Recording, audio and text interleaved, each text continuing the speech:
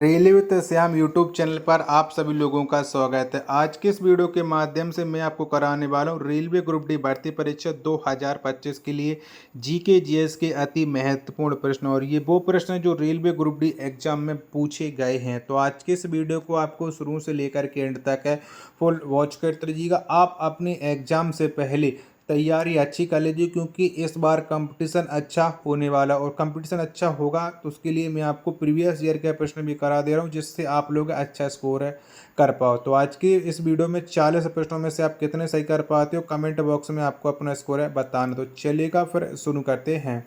तो पहला प्रश्न आ जाता है कि भारतीय संविधान में कितने तरह के आपातकाल की व्यवस्था की गई है। तो बताओ भारतीय संविधान में कितने आपातकाल हो जाते हैं, यानी पहले प्रश्न का राइट आंसर क्या हो जाएगा। तो भारतीय संविधान में 3 तरह के आपातकाल की व्यवस्था की गई है। पहले प्रश्न का सी ऑप्शन देने वालों का राइट आंसर हो जाएगा।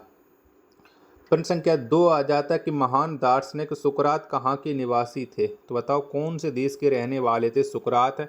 प्रश्न संख्या 2 का राइट आंसर क्या हो जाएगा। तो महान दार्शनिक जो सुकरात हो जाते हैं, इनका संबंध हो जाता है यूनान से। कहाँ से? यूनान से। 2 का ए ऑप्शन देने वालों का राइट आंसर हो जाएगा। अगला प्रश्न है प्रश्न संख्या 3 आ जाता है गोकाक जलप्रपात किस जिले में स्थित है। तो बताओ ये कौन से जिले में स्थित हो जाता है गोकाक जलप्रपात। 3 नंबर प्रश्न का राइट आंसर क्या हो जाएगा। तो इसका संबंध बेलगांव से हो जाता है। 3 का सी ऑप्शन देने वालों का रबी का राइट आंसर हो जाएगा। अगला प्रश्न है प्रश्न संख्या 4 है कि मक्का की पेटी कहाँ स्थित है। तो बताओ कहाँ पर स्थित हो जाती है मक्का की पेटी। 4 नंबर प्रश्न का राइट आंसर क्या हो जाएगा। तो यूएसए में स्थित हो जाती है मक्का की पेटी। 4 का ए ऑप्शन देने वालों का राइट आंसर हो जाएगा। अगला प्रश्न है प्रश्न संख्या 5 आ जाता है कि एलिफेंटा दर्रा किस देश में है। तो बताओ ये कौन से देश में स्थित हो जाता है एलिफेंटा दर्रा। 5 नंबर प्रश्न का राइट आंसर क्या हो जाएगा। तो एलिफेंटा दर्रा का जो संबंध है वो श्रीलंका से हो जाता है। 5 का बी ऑप्शन देने वालों का राइट आंसर हो जाएगा। आशा और उम्मीद करता हूँ आप सभी लोगों को ये वीडियो जरूर पसंद आ रही होगी, तो प्लीज़ लाइक कीजिएगा, और चैनल को सब्सक्राइब नहीं कर रखा होगा तो चैनल को आप लोग जरूर सब्सक्राइब कर लीजिएगा।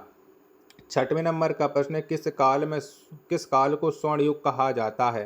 तो बताओ कौन से काल को कहते हैं। तो गुप्त काल को स्वर्ण युग कहा जाता है। 6 का सी ऑप्शन देने वालों का राइट आंसर हो जाएगा। 7 नंबर का प्रश्न है कि भारतीय भाषा का केंद्रीय संस्थान कहाँ स्थित है। तो बताओ ये कहाँ पर स्थित हो जाता है भारतीय भाषा का केंद्रीय संस्थान। 7 नंबर प्रश्न का राइट आंसर क्या हो जाएगा। तो इसका संबंध हैदराबाद से हो जाता है। 7 का डी ऑप्शन देने वालों का राइट आंसर हो जाएगा। 8 नंबर का प्रश्न है कि यदि वायुमंडल ना होता तो आकाश का रंग कैसा होता। तो बताओ कैसा होता है। यदि वायुमंडल ना होता तो आकाश का जो रंग है ये काला होता, यानी 8 का ए ऑप्शन देने वालों का राइट आंसर हो जाएगा। नेक्स्ट प्रश्न है प्रश्न संख्या 9 आ जाता है खजुराहो के मंदिर का निर्माण किसने करवाया। तो बताओ कौन से व्यक्ति के द्वारा खजुराहो के मंदिर का निर्माण करवाया गया था। 9 नंबर प्रश्न का राइट आंसर क्या हो जाएगा। तो यशो बर्मन के द्वारा खजुराहो मंदिर का निर्माण करवाया गया था, और जो चंदेल वंश से संबंध रखते हैं। 9 का ए ऑप्शन देने वालों का राइट आंसर हो जाएगा। प्रश्न संख्या 10 आ जाता है कि सत्यमेव जयते किस उपनिषद से लिया गया है। तो कौन से उपनिषद से सत्यमेव जयते को लिया गया है। तो ये मुंडकोपनिषद से सत्यमेव जयते लिया गया है। 10 का जो राइट आंसर हो जाएगा वो हो जाएगा ऑप्शन संख्या बी, एकदम से करेक्ट आंसर। प्रश्न संख्या 11 आ जाता है कि लिंगराज मंदिर का निर्माण किसने करवाया था। तो बताओ कौन से व्यक्ति के द्वारा ये लिंगराज मंदिर का निर्माण करवाया गया। तो ययाति केसरी के द्वारा लिंगराज मंदिर का निर्माण करवाया गया था। 11 का सी ऑप्शन देने वालों का राइट आंसर हो जाएगा। अगला प्रश्न आ जाता है प्रश्न संख्या 12 की एक सामान्य व्यक्ति के लिए स्पष्ट दृष्टि की न्यूनतम दूरी कितनी होती है। तो बताओ कितनी होती है। तो एक सामान्य व्यक्ति के लिए स्पष्ट दृष्टि की जो न्यूनतम दूरी होती है ये होती है 25 सेंटीमीटर। कितनी? 25 सेंटीमीटर। 12 का सी ऑप्शन देने वालों का राइट आंसर हो जाएगा। अगला प्रश्न आ जाता है प्रश्न संख्या 13 अकबर का मकबरा कहाँ है। तो बताओ कहाँ पर स्थित है अकबर का मकबरा। 13 नंबर प्रश्न का राइट आंसर क्या हो जाएगा। तो सिकंदरा यानी आगरा में अकबर का मकबरा हो जाता है। 13 का ए ऑप्शन देने वाले सभी लोगों का राइट आंसर हो जाएगा। 14 नंबर का प्रश्न है केंद्रीय रिजर्व पुलिस बल की स्थापना किस वर्ष हुई? तो बताओ कब हुई थी ये स्थापना? 14 नंबर प्रश्न का राइट आंसर क्या हो जाएगा? तो केंद्रीय रिजर्व पुलिस बल की जो स्थापना है ये स्थापना 1939 में हुई थी। 14 का ए ऑप्शन देने वालों का राइट आंसर हो जाएगा। 15 नंबर का प्रश्न है कि मीनाक्षी मंदिर का निर्माण किस शासक ने करवाया था? तो कौन से शासक के द्वारा मीनाक्षी मंदिर का निर्माण करवाया गया था ये आपको बताना है।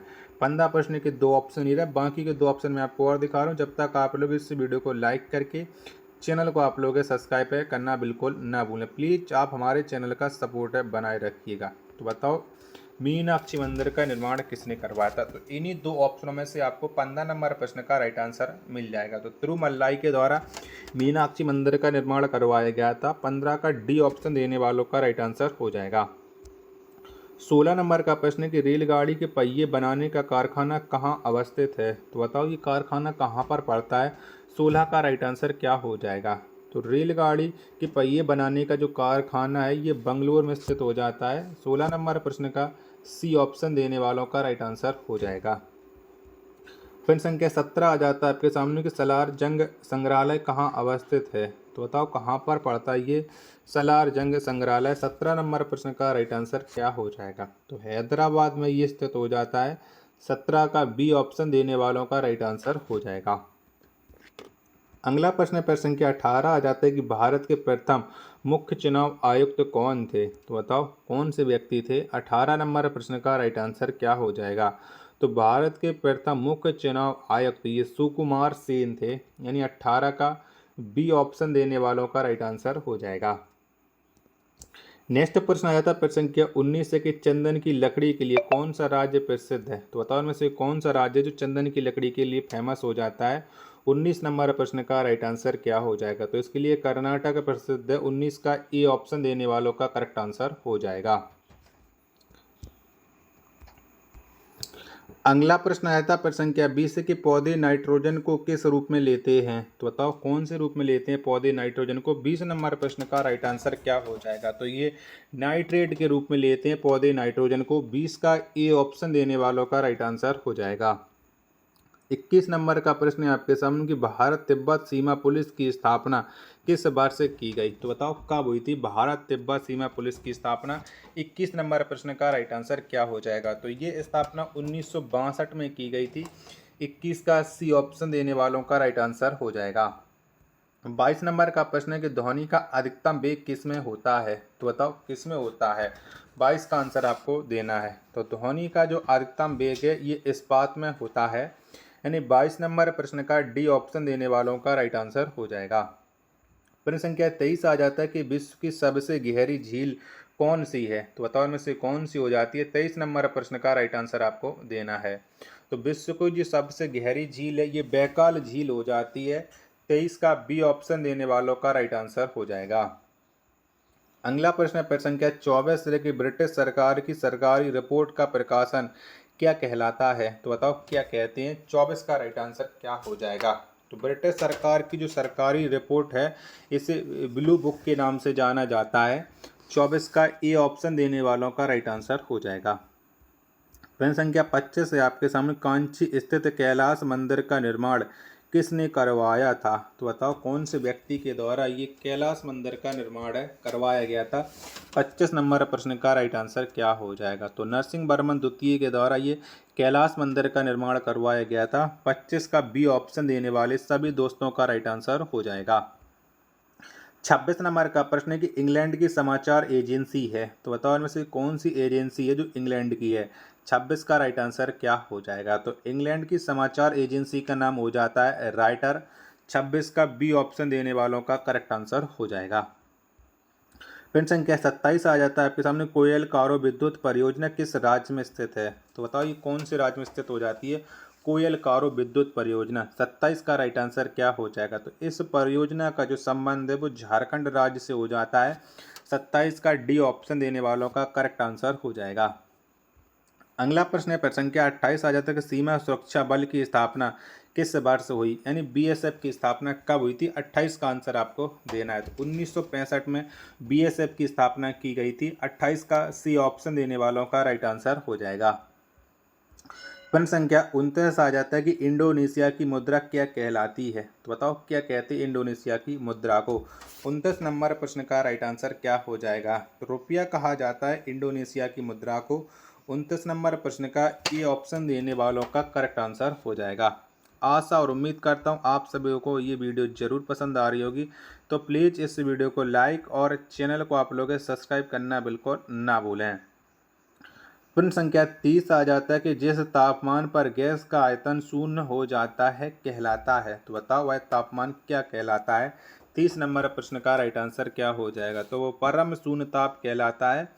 30 का ए ऑप्शन देने वालों का करेक्ट आंसर हो जाएगा। 31 नंबर का प्रश्न है कि समूह सात की स्थापना किस वर्ष हुई। तो बताओ कब हुई थी समूह सात की स्थापना। 31 का आंसर आपको देना है। तो 1985 में समूह सात की स्थापना हुई थी। 31 नंबर प्रश्न का डी ऑप्शन देने वालों का राइट आंसर हो जाएगा। प्रश्न संख्या 32 आ जाता है कंदरिया महादेव का मंदिर किसने बनवाया। तो बताओ किसके द्वारा ये मंदिर बनवाया गया था कंदरिया महादेव का। 32 नंबर प्रश्न का राइट आंसर क्या हो जाएगा। तो गंगदेव चंदेल के द्वारा कंदरिया महादेव के मंदिर का निर्माण करवाया गया था। 32 का सी ऑप्शन देने वालों का राइट आंसर हो जाएगा। प्रश्न संख्या 33 है कि भारत का स्विट्जरलैंड किसे कहा जाता है। तो बताओ कौन से देश को माफी चाहता हूँ कौन से शहर को भारत का स्विट्जरलैंड कहते हैं। 33 का राइट आंसर आपको बताना है। तो कश्मीर को भारत का स्विट्जरलैंड कहा जाता है।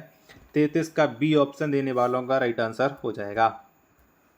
प्रश्न संख्या 34 आ जाता है कि भारत में युद्ध की घोषणा करने का अधिकार किसे है। तो बताओ कौन कर सकता है भारत में युद्ध की घोषणा। 34 का राइट आंसर क्या हो जाएगा। भारत में युद्ध की घोषणा करने का जो अधिकार है वो राष्ट्रपति को है। किसको है राष्ट्रपति को है। 34 का ए ऑप्शन देने वालों का राइट आंसर हो जाएगा। अगला प्रश्न संख्या 35 आ जाता है कि जेम्स बॉन्ड नामक पत्र किसने बनाया। तो बताओ किसके द्वारा ये जेम्स बॉन्ड नामक पत्र बनाया गया था। 35 नंबर प्रश्न का राइट आंसर क्या हो जाएगा। तो इयान फ्लेमिंग के द्वारा ये पत्र बनाया था। 35 का बी ऑप्शन देने वालों का राइट आंसर हो जाएगा।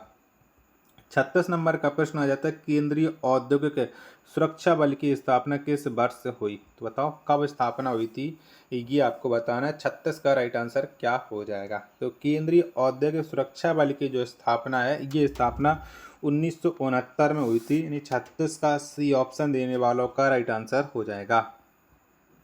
37 नंबर का प्रश्न आ जाता है कि महाबलीपुरम का एकात्मक रथ का निर्माण किसने करवाया। तो बताओ किसके द्वारा ये महाबलीपुरम के एकात्मक रथ का निर्माण हुआ था। 37 का राइट आंसर क्या हो जाएगा।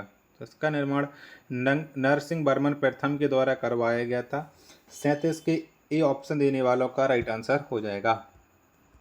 38 नंबर का प्रश्न आ जाता है कि भारतीय संविधान के किस भाग में महालेखा नियंत्रक का वर्णन मिलता है। तो ये कौन से भाग में मिलता है। 38 का आंसर आपको देना है। तो इसका संबंध हो जाता है भाग 5 से। महालेखा नियंत्रक का वर्णन भाग 5 में मिलता है। 38 का सी ऑप्शन देने वालों का राइट आंसर हो जाएगा।